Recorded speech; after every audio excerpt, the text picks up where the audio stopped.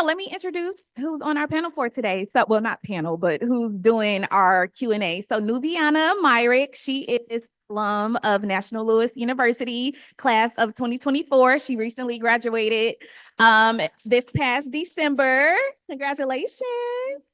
She was a marketing major here at NLU, and most recently, she was featured in a promo video for the marketing program here at NLU. So any marketing majors here, or if any of you are interested in marketing, feel free to connect with Nuiana after the chat. And then also our guest for today is Isis Almeida. She's Bloomberg's Chicago bureau chief. So she leads a team of editors and reporters, and they cover everything from food and agriculture to politics and finance in the Midwest. And a fun fact about Isis, she was born in Brazil, but she has lived in 7 countries. So this is an international superstar here. So we're glad to have you with us, and I'm going to let you all take it away. So, I hope you guys can hear me. Hi, my name is Nubiana, and this is Isis, so we can get started. So the Fireside is definitely meant to broaden the perspectives of the students and enrich their future, right? Because everyone, especially the first years, they're really trying their hardest to get acclimated, right, to the college experience. So these questions are really for the first students and anyone else in between that time who's trying to get a bit more like life experience and understanding. So let's get started. How are you? Thank you so much for having me. Yeah. So the first question that I prepared was, what is the most rewarding part of your work? I think the fun thing about journalism is that your job is never the same. Every day is a different thing, especially in the current environment. It's tariffs, no tariffs, and then tariffs again, and God knows what.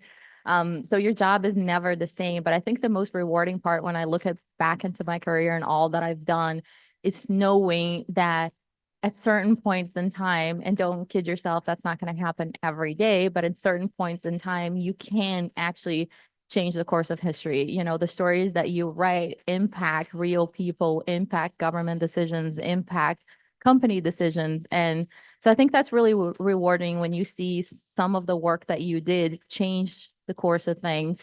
And the other thing that for me is really like fun is that I see my job as like I'm writing the first draft of history.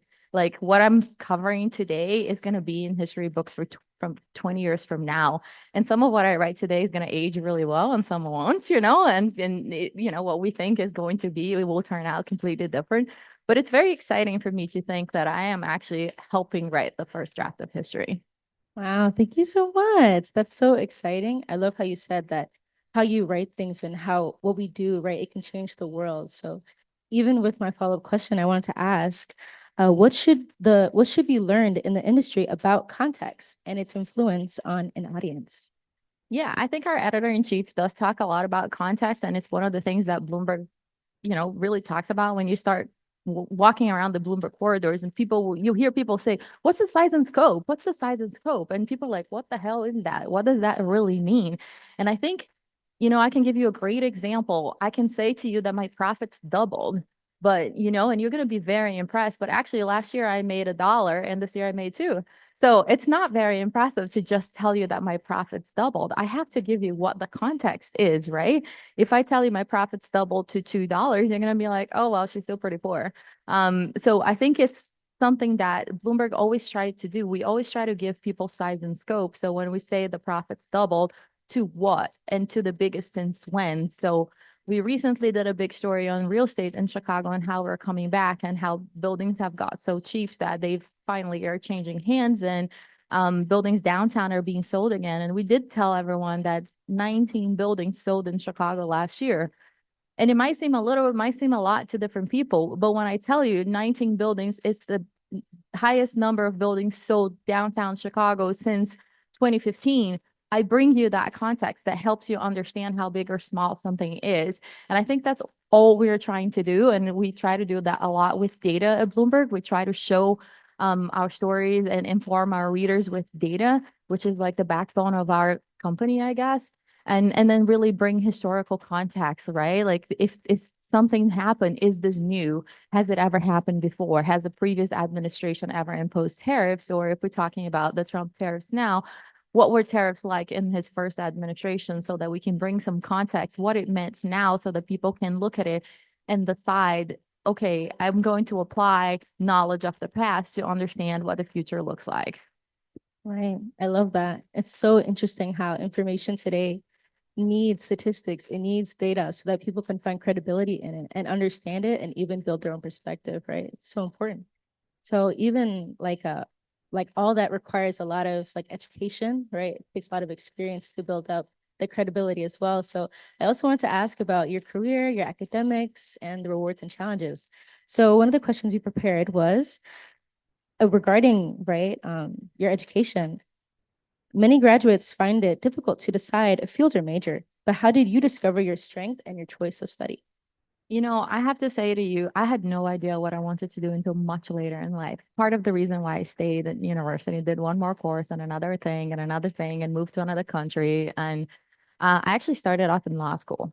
And, as a kid, I thought I wanted to be a lawyer. And I'd love to explain this to you guys. My grandfather was a lawyer, but his job was he worked in the government, and his job was to basically raid restaurants to see if the restaurants were clean. And part of the things that he got to eat for free in every restaurant. And as a small, chubby, wonderful kid, that was my dream, was to eat in every restaurant. So that was the reasoning why the kid here wanted to be a lawyer, because I thought if I were a lawyer, I'd be able to eat for free in every restaurant in town. Guess not. As I got older, I discovered that that's not quite it. I'm not really going to get to eat for free if I become a lawyer. But I did go to law school for 6 months, and I thought it was super interesting, but I didn't think it was for me. I'm like, I don't know. I think that there was a part of me that says, I don't know if I'm going to be able to defend someone who is a criminal. I don't know if I'm going to, like, ethically within my own mind be able to defend someone who killed someone else. And these are positions that you get put in as a lawyer. And I didn't think that that was something that I could do, but there was an element of like social justice that was in me, and I was like, I wanted to see a better world. And then I figured out that maybe I could try journalism, and in some cases I could actually like try to change things. And I went into journalism school not really knowing what part of journalism I wanted to do. I wrote about all kinds of different things, um and truly, like when I finished my degree, I had no prospect of a job. It was really hard. And I was like, what am I going to do?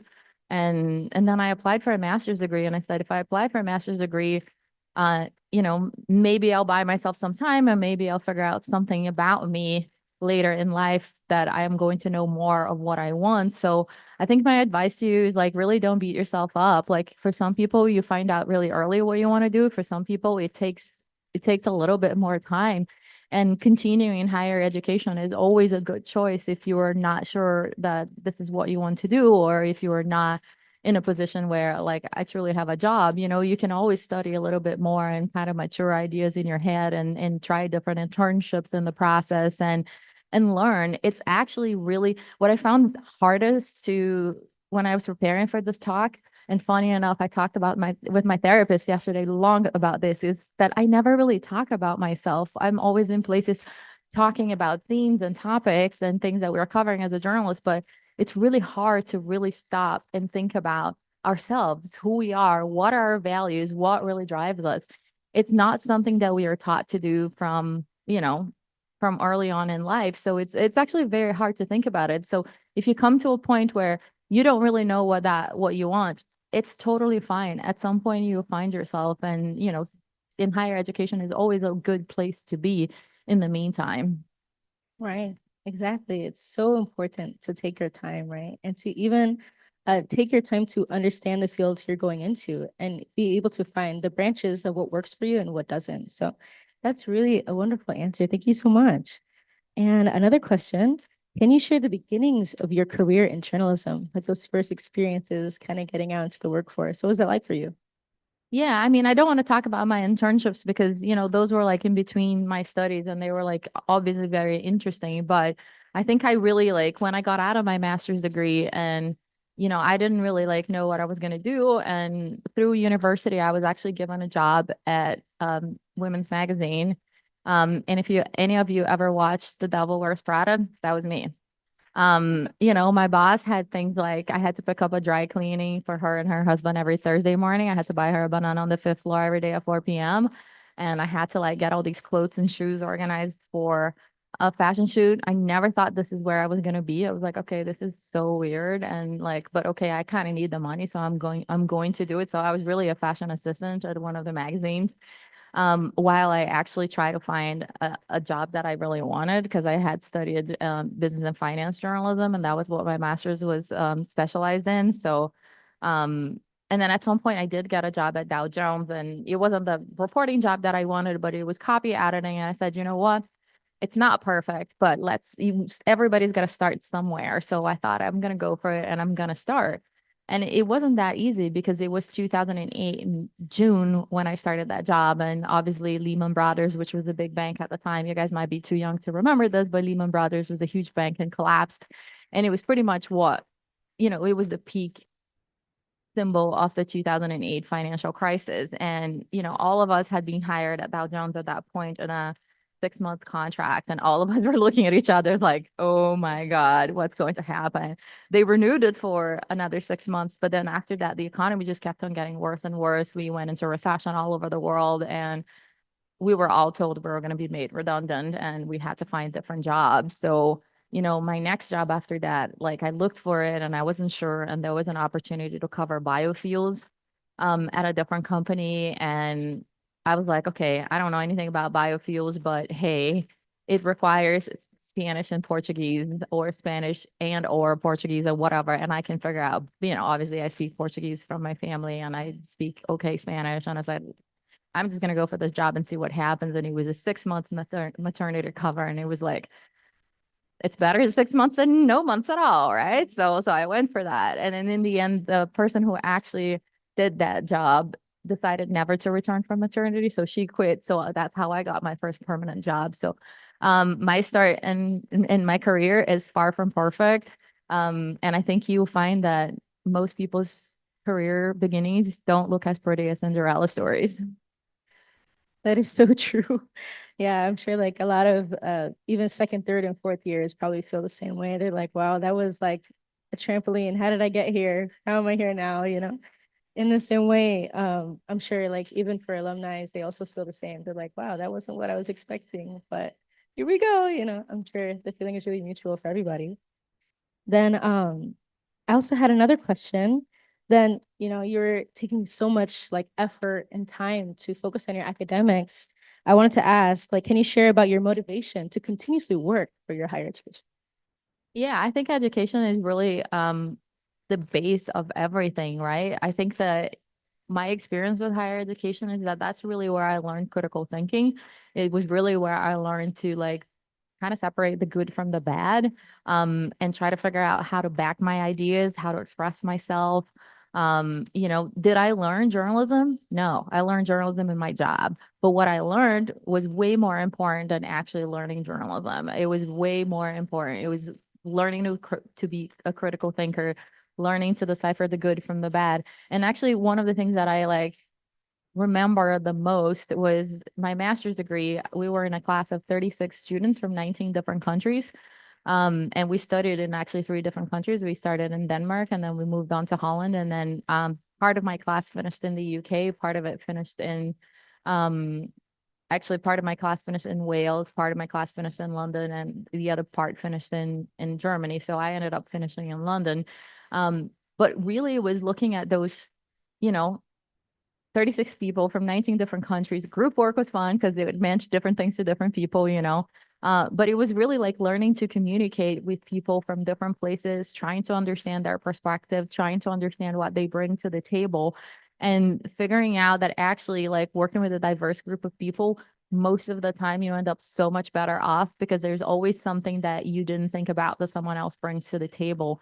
And you really had to learn to communicate with different audiences and with people with different backgrounds, with very, very different ideas, where you come from. And I think that like multicultural mindset and a real global mindset is really what helped me in my job. I've worked in various different places and I started my career in London. So Right. That's so exciting. I think like that can really show how incredible the transition from the academics to the workforce is for everybody. And even about like what it's like to go through the waves of higher education to continuously work, even if you feel like other people are going faster or slower than you. The most important thing is to be most motivated in yourself. Right? and that process continues, you Yeah. and I were just talking about this. She's asked me what I do on my weekend. I was like, you're going to find my weekends very boring because I work out and then I study French.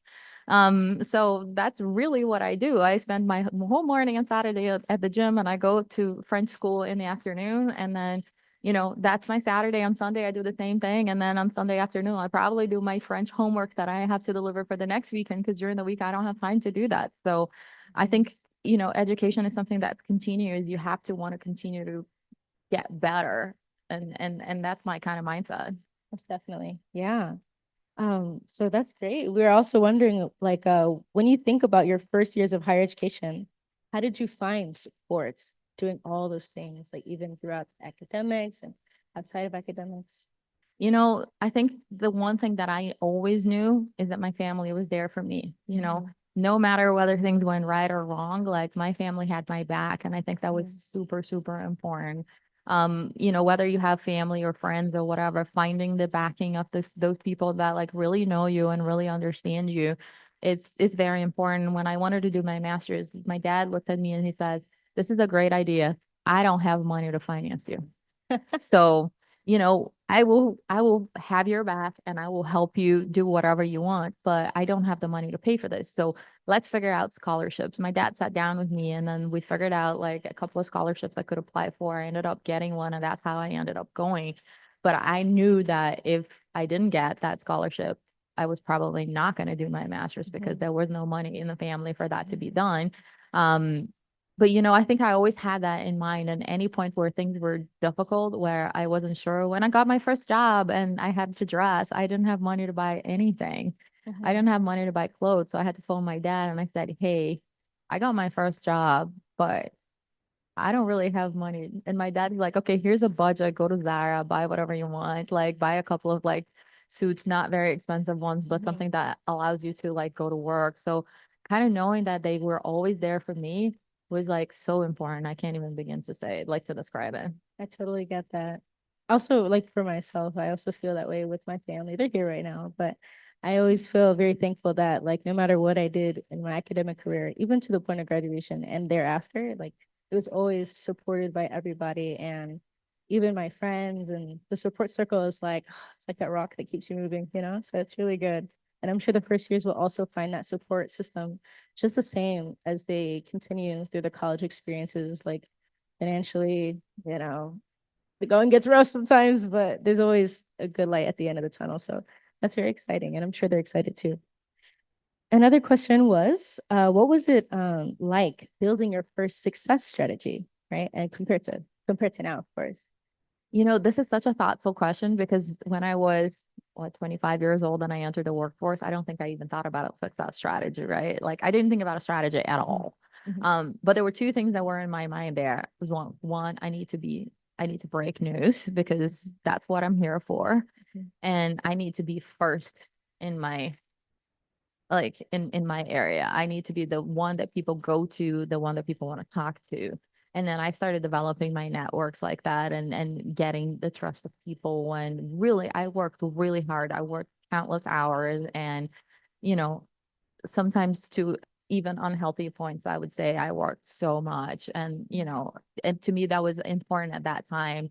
And I did develop a really great, you know, bunch of sources and people that really trusted me. But that's all I thought about at a young age. And I think when I look at what the success looks like to me now, it's very different than that at that point in time. And the one thing I wish the 25-year-old me knew was how important taking care of myself was, how important like, being healthy, being in a good in a good state of mental health, and not working yourself to death was.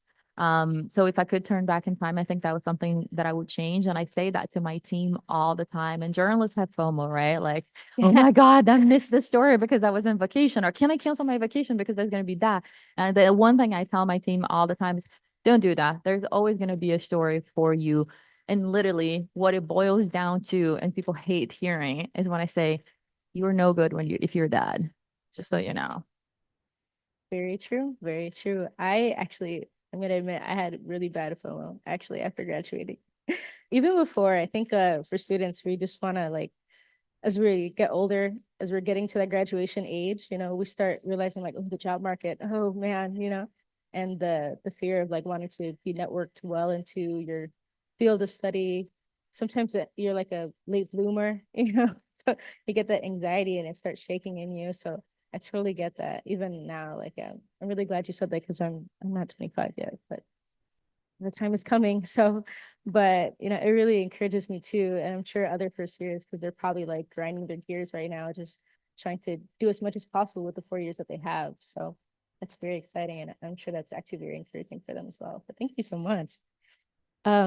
We also had another question. Identity is powerful and it steers our life choices and character development. Then in that way, what parts of your identity have changed and what has stayed the same? Yeah, another like really deep question. I'm a small town girl. That has never changed. I grew up in a place that had one school, one supermarket, one pharmacy. You wanted to go to the hostel, my friend, next town over, 30-minute drive. You wanted to go to the cinema or to anywhere fun, the next town over, 30 minutes drive. So we all went to the same school. Our fathers all worked in the same harbor. We all went to the same beach. Everyone studied English with the German lady that lived down the road. So you can imagine what our English was like. It was so tiny. Someone asked me how many people, and I said, I don't know, but these days it's 15,000 people. I don't know what it was like in the 80s. So it must have been like 1,000. I don't remember. I just don't know. But I am small town girl. And I think that has never changed. And I think to me, that small town girl, like know everyone, be honest, be ethical, has always like permeated everything I do. For my family, I think but there's also something about being a small town girl that it's that dream. I want to get out of the small town, right? I want to do something else. I want to do something bigger. And where I come from doesn't limit where I go. And that was always the thought that I had in mind. And I think is what actually helped me get here, as cliche as that might seem. I try to keep an open mind and saying, you know what, you came from small town, but that doesn't define where you go. So keep pushing ahead. And one fun thing about that has, I think, absolutely changed is that my family first moved to Holland when I was 14 years old. So I went to international school from that point on. And every time I go home, I'm not Brazilian enough for the Brazilians. But every time I'm in the US, I'm not American enough for the Americans. For the 13 years I lived in London, I'm not British enough for the Brits. So you kind of feel like, where do I really come from? And I think I've learned to live with this. So it's something that has definitely changed over time. Now that I've been here for like 5 years, the Brits are like, there's nothing more Brit in you except that you like fish and chips and you still like sometimes get the words wrong. You call something like, I don't know, I'll say something in British English instead of American English and people make fun of me. But that's something that definitely like changed over time because I've had all these experiences of living in different places. Right. Like that's incredible. Even like through our life experiences, even without us knowing, our identity starts to change, right? Continuously with everything that happens. Where we go, people we meet, identity, it takes bits and pieces from everybody. So that is so great. I love to hear that too. Even for the first students who might be like doing traveling, right? Sometimes for school, sometimes for scholarships, summer trips like that, they start to pick up on different things and even start to grow into a new identity. So that's very exciting for them too. Um, Following up on that, actually, what is excellence to you and what are the foundations of it? Yeah, that's such a hard question, but I think excellence for me starts with ethics. I think if you are ethical and you are honest, like everything you do, you'll go to bed and you sleep well, and there's nothing that you're going to worry about it. And then I think that when you think about the profession of journalism, that is so important these days, right? To like make sure that you win people's trust and they know what you're about. Um, and then there's all the other things that really make a good journalist. And, I think you kind of need to be naturally curious. You need to like push the boundaries. You need to win people's trust. And that means like sometimes pushing yourself and, talking to some people who you would not normally like to talk to. Poker face is great. Recommend for everyone trying to interview someone that you would normally not have an affinity with. I guess like the global mindset and trying to do different things and not really thinking that where you come from determines where you go. And then really like trying to understand other cultures. I think it's really important and other people because not everyone comes from the same background as you. And that doesn't mean that they are worth more or that they are worth less than you are. It's just a different perspective. So keeping an open mind. For sure. Like excellence in journalism requires a lot of self-sacrifice. You have to let go of your own personal opinions and even like your own personal feelings towards people or beliefs or things like that, just so you can get like a really credible understanding of the topics you're learning about, right? That's I had really this great exciting. moment when I was many years ago. I was on a crop tour with a traveling with farmers, and the farmer was the nicest guy ever who was driving the car, and he kept on talking about like, here's some cookies my wife made. You want some? I says and la la la, and all the really nice things. And at about 4 p.m., I was like, I'm just gonna throw it out there. I was like, so, we've had all these tariffs on China, and this was the height of the trade war in the first Trump administration. I said, we've had all these tariffs on China that made it really hard for you to sell your soybeans. And so how does that affect your like, your support for the president? Does it affect? And this farmer turns to me and in 1 second he turns into a completely different person. And he says, ISIS, my support for the president has nothing to do with whether I sell soybeans to China or don't sell soybeans. My support for the president is because we don't want all these foreigners here and we don't want women having abortions and and I'm like, whoa, okay, let's go back to the fact that I'm Brazilian, I'm a woman, but poker face does Right. wonders. Right. Even like I can imagine like journalism, it requires like you have to be wanting to know. You have to be wanting to learn and hear things that sometimes it like, whoa, And you you actually know? have to be open-minded to that too, which is Yeah. like, you have to like see where this person comes from, what's their Mhm. background, what actually kind of things he or she had access to understand why that's really their perspective, right? Even if you think that, okay, wow, I would prefer not to be offended as a woman, or, I prefer for you not to decide whether I can have an abortion or not. I think that you still have to like be open-minded enough to say and try to understand what this person's background is and how does he arrive at such conclusions. Right. This might sound a little off the topic, but I watched the SAG AFTRA Awards on Netflix, and it was there was an actor who came up to give a speech, and she explained like it was Jane Fonda, sorry, and she was explaining it's so difficult to be an actor sometimes, and you're acting as someone you would never want to act as, right? Like someone who's traumatized, someone who commits violence, but you still have to understand it and have empathy for them, so that way you can play that role perfectly, so that way people who like receive that information that actors like work, they can understand that character deeper. So I think that's really a different kind of connection, but I just thought about that. That's really interesting.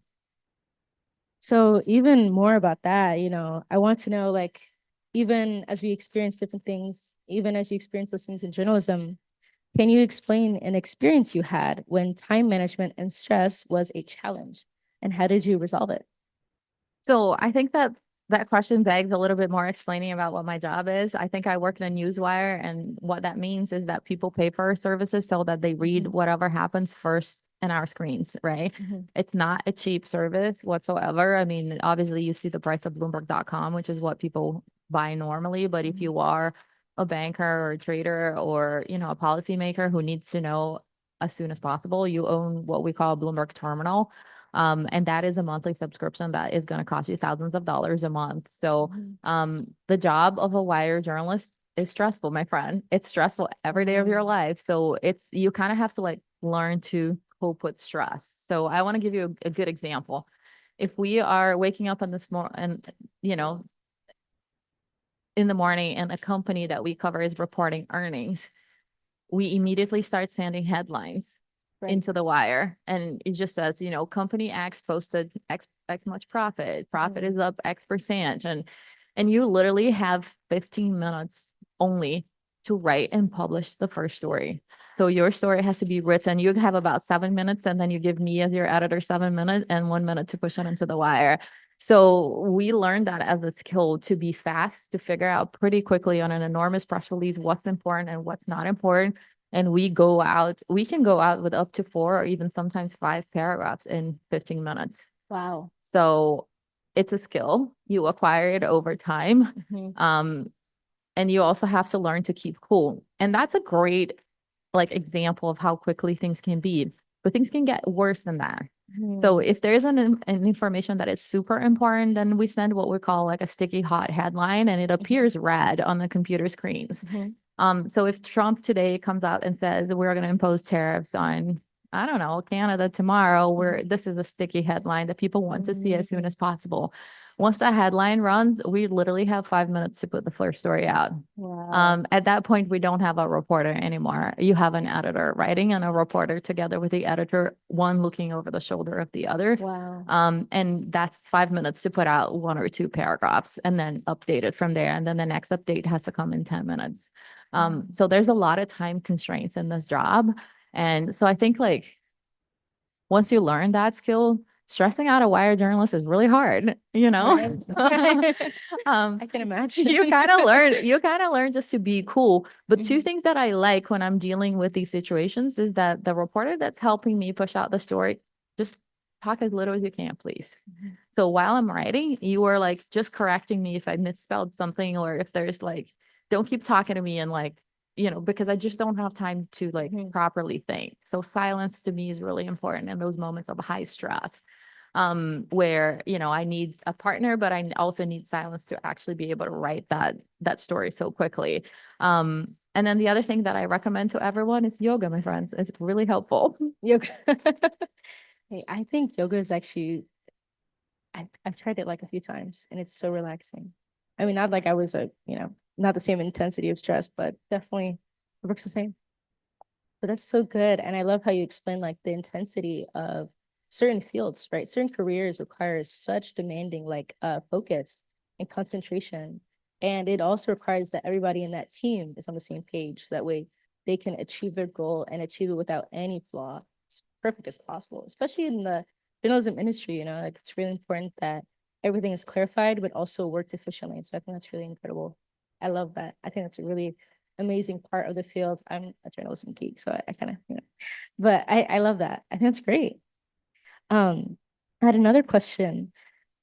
Can you share a lesson you learned at a pivotal point in your life?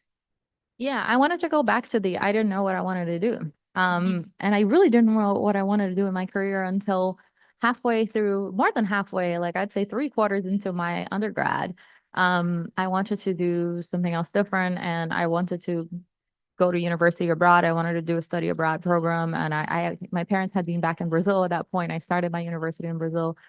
And I wanted to do that. And, the same thing that happened in my master's degree, dad turned to me and he's like, I have your back, but I don't have money to send you. So you got to figure out like how to get there. And at the time, it's no longer the case, sadly. So you guys won't be able to use that as a tip. But at the time, the Swedish universities were free for all students, even foreign students. So I figured out that if I worked really hard and I saved money, I could go to Swedish university. And there was a course. I'm so old, guys. It's called online journalism. It was a course back then. It probably is not anymore, right? Because all journalism is online these days, but it wasn't back then. We were very much transitioning to online newspapers at the time. And so I worked hard. I saved my money because I actually worked throughout university. So to give you a great picture, I actually studied from 6 p.m. to 10 p.m. and I worked all day. Wow. So there was no like, there wasn't money to No go walk in the around. park So that for was sure. it. We worked. Um, so that was the one thing that for me when I was in Sweden, out of the blue, like the Brazilian Ministry of Culture was going to go to Sweden to win the Polar Music Prize, and it was like I don't know, like millions of dollars, whatever it was. It was a lot of money, and at the same time, he was coming under a lot of pressure in Brazil for refurbishing the government building to make it prettier. Great decisions governments make. And I was like, this is such a great story. This guy's coming here while the building is in renovation, so he doesn't have to worry about it. He's going to spend like some time in Stockholm and win this prize and he was a singer too, and he was going to do his concerts all over Europe. And I was like, I need to rate this. So I just picked this guy who was like one of the most famous bloggers, Brazilian political bloggers. And I wrote to him and I was like, hey, I'm a journalism student. I'm living in Sweden doing this program. And, I have this piece of news. I'd love to write it for you. And he was like, yeah, that's amazing. Let's do it. So that's how I got my first story published. It was out of the blue. Obviously, I didn't get paid at all. But once it got published and it got published in one of the biggest political blogs in the country, like all my friends read it, like my mom read it, everyone read it. I was like, that's kind of cool. Maybe that's what I want to do. So And I think that was like the pivotal moment in my Mhm. career that, I might have not even gone the way of journalism by the end of my university were it not for that one moment. Mhm. I'm sure that must have felt like so different and amazing. Like the feeling of being published or even having your work like people even want to read it or listen to it or like hear about it is so interesting. I think that must have been so great, like especially to have like it on a great coverage, right? That must have been so great. And I'm sure like for myself, there was an internship I was a part of for Communications Quarterly. And at that time, I met so many different students, and I got to see so many different pieces of students, like all these different kind of works, like stories, articles, interviews. And it was like fantastic every time. And I thought a lot about what you said there, that like when you see your work, like being able to be published in that manner, it's so exciting. And it makes you realize like whether or not you really want it, you know, whether or not you really want to start working in that kind of field. So I think that's a wonderful thing that you're sharing with the students. I don't know how many are marketing students or communication students, but I'm sure they also feel the same way. So that's great. I also had another question. So about your work, right? Because you started your work and then you post, that was your first time it was published, right? I wanted to ask for our first year students, among what you do now, which topic is the most relevant to them? You know, topics are always going to change with like what's going on in the world, right? So like maybe what I want to give you is something that's a little bit more sustained over time. I Right. think what I want to like leave you thinking about is like accuracy, Mhm. data, Mhm. and what we talked about right at the beginning of this conversation, context, right? Because that Mhm. changes everything. So whenever you are trying to like get your point across, whenever you are trying to like back whatever point that it is you're trying to make, try to do with data. It is really, really powerful. And it usually like puts people in a position of not complaining. Mhm. But also think about how data can be easily distorted. And I think that's what we're seeing a lot in, in the media space these days. And that goes back to my salary doubled example. My Mhm. salary doubled looks amazing, looks way better than it actually Mhm. is because I only made $2 Mhm. instead of one, right? Try to give people context. Like when you say that your salary doubled, say to what? And yeah, and the X much is the highest since particularly when, or how does it compare to like other areas? And I think that's thinking more broadly about how you back your ideas is always going to be really, really important. I think what I see in job interviews and people that come through is that like people want a job in journalism. And the first thing I ask them is like, and obviously this is for experienced journalists, but I ask them like, if they look back in their career, what scoops they're most proud of. And when you can't answer that question, you're probably not moving on to the next part of the Mhm. process, right? Mhm. Or if you are a young journalist, like, and you are applying for a job, I always ask, like, if you took this job today, what one or two stories would you want to break? And how would you go about trying to do that? And in that moment, even if the person is not experienced and doesn't have the context, you kind of feel that drive that is so important for young people. If you come in and you're like more dead than alive, it's like, do you really want the Right. job? Yeah. So I think like knowing that people have that drive Mhm. in them and they want to they want to learn, they are intrinsically curious, they want to get better every time is so key. I love that. I think a lot of students, this is that time to hone that desire, to hone that skill. It takes ambition is not something that's just given. You have to work to build up your ambition, you know. If you don't do any work, how will you want more? How will you want to do better, right? So it takes hard work, and hard work builds your character to want that, to want more, and to want to deliver greater quality.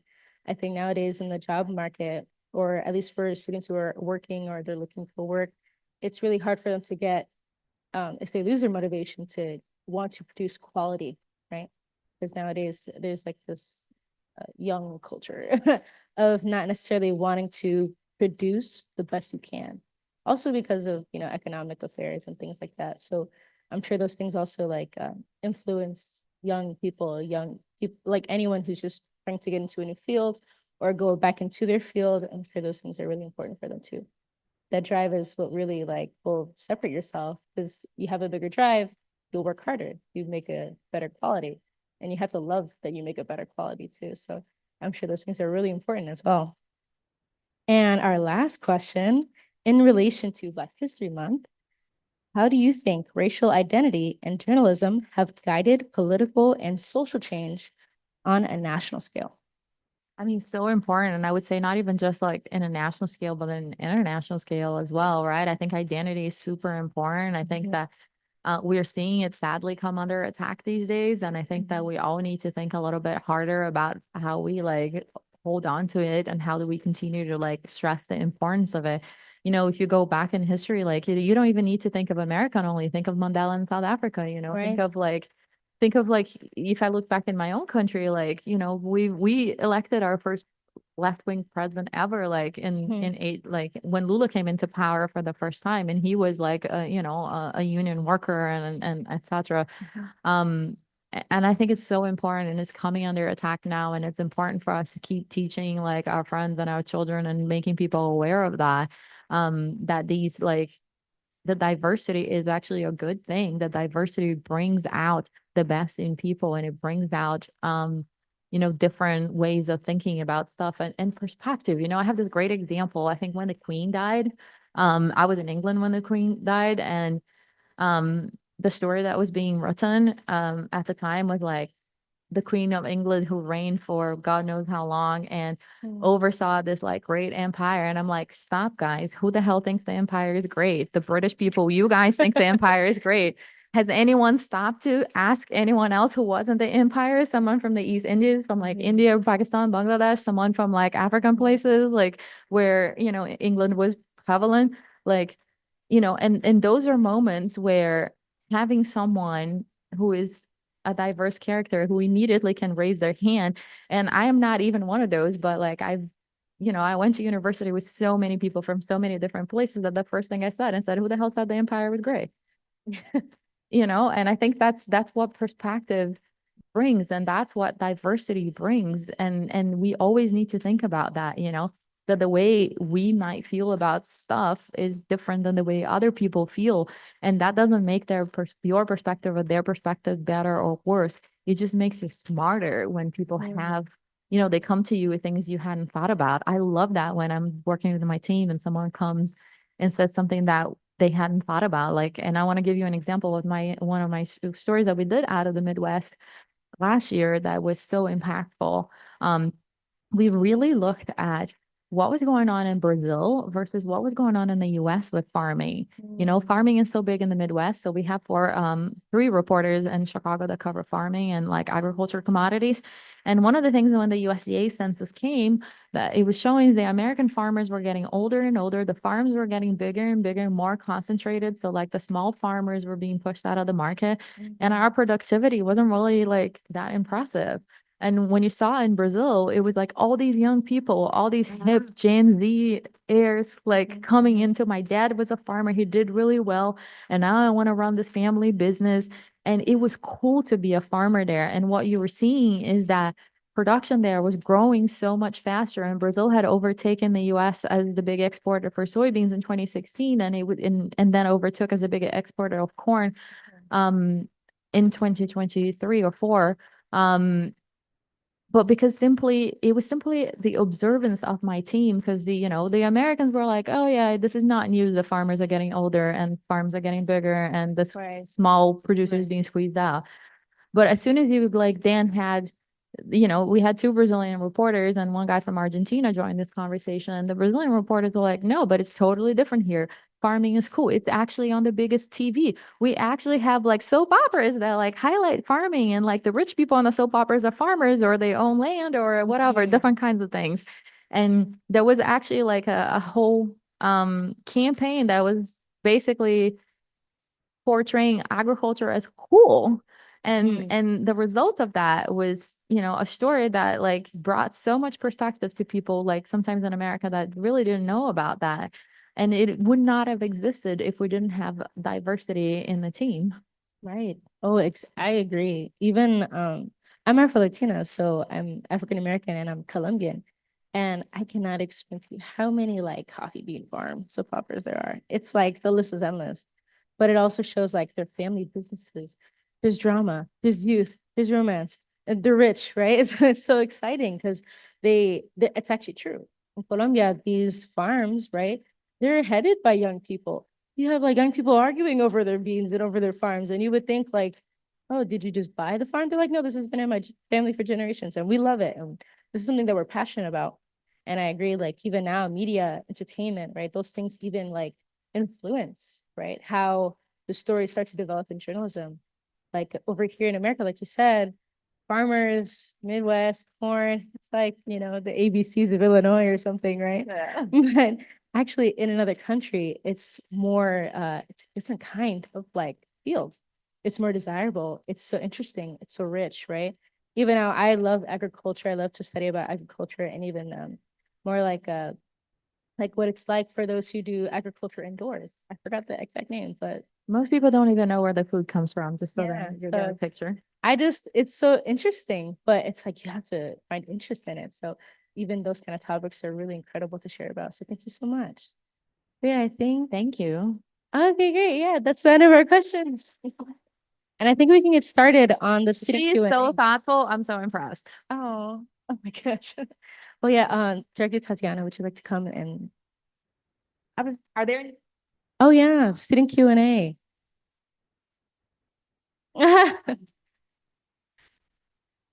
Thank you, Isis, so much for your presentation today. And I have a question about AI and how AI has been used in journalism, at least from your experience.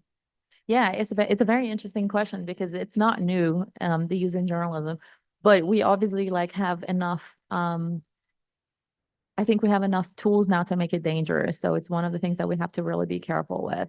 Bloomberg has been using AI for a long time to automate stories. So when you open some of our stories on the terminal, it says by Bloomberg Automation, and it was truly a bot that wrote the whole story. And it's really for us journalists, I think it was great because it removed a layer of really boring work that we had to do. So I can give you an example. There's this data that comes out every Friday about the position of speculators in the futures markets. So it will tell you whether speculators are betting the prices of copper or oil or soybeans will rise or fall. And we used to have to like look at this data, calculate it, and then do like and write a story every Friday. And it's not always that interesting. Sometimes when they were the biggest bullish bets since 1983, great, like awesome story, we'll write it. But apart from that, like it was just a data story and it was really boring for journalists to actually have to do that. So now the bot does it. We look at what the bot does. And if it's a really interesting story, then we'll blow it up in an actual story that we will talk to people in the market and get their opinions. Why do you think the speculators are betting the prices will rise and etc. and actually write a story? But most of the time that story is just currently done by the bot and it eliminated an enormous layer of really boring work that none of us like to do, but had to. So that was like, I think the positives and I think the negatives. And I think at this moment is that we're getting to a point where it's very easy for people to ask GBT to do A or B and then just use it without actually checking where the information comes from. And like, that's a no-no for us. And it should be a no-no for anyone in journalism. All right. I'll take one more question. Is there anyone else who's like, I just have to ask because we are at the end. Anybody? Yep, go ahead, Caitlin. I'm wondering how you all are adapting to Gen Z. Doing a lot of their news on TikTok or not from the traditional journalism source, and how you as Bloomberg are considering the like development of media from a very historical definition of journalism to influencer journalism. Yeah, I think what we're trying to do more and more is like multimedia. We're turning, I don't think we're ever going to stop writing the traditional stories that we've always done. At least that's how I see it these days. There's always going to be an audience for that. And you guess what? As people get older, they actually read more. So like, we won't stop that. But we're trying to tell the same story various like different ways. And one of the ways we do it is with social media video. We'll get a story and we'll get a report and we'll get images and we do a 2-minute kind of TikTok video about that story. And you start seeing that and so you start seeing people consume that information. Or we're trying to reach people via podcasts. So we do a lot more podcasts now than we did in the past so that, people can listen to where they were in the train or et cetera, et cetera. We have our own Instagram, Facebook and X accounts where we disseminate stories that way and disseminate our videos that way. So we're really trying to get to people in different ways. And I think that's like the beauty of multimedia, right? Is that you can do so many things in a different way. We did a great story here, which was a fun Chicago story when Messi came to play the Chicago Fire here and ended up not playing at all. We actually did a print story talking really about Joe Mansueto, who is, you know, a billionaire here, and his bet on when he bought the Chicago Fire and how the Chicago Fire had really been the only team in the MLS that hadn't appreciated in value, and how he was like betting on this match with Messi to try to like get people in Chicago to love soccer. And then we put one of their executives on TV, and then we get the TV video and then we embed it in the story. A week later, when the game actually, like when the match actually happened, I went all the way to Soldier Field and I did my recording from there. And then I did my 2-minute social media video and actually told everyone, I'm sorry, but Messi didn't actually play. You know, and then that video also had the link back to the story. So the people who watched the video, if they wanted to read the story, they could read the story. And then I recorded a radio show for Business of Sports talking exactly about the same thing. So there were like just in that story 4 different ways that we could reach audiences. So that's what we're trying to do. All right, we are at the end. Thank you so much, Isis, for being with us today.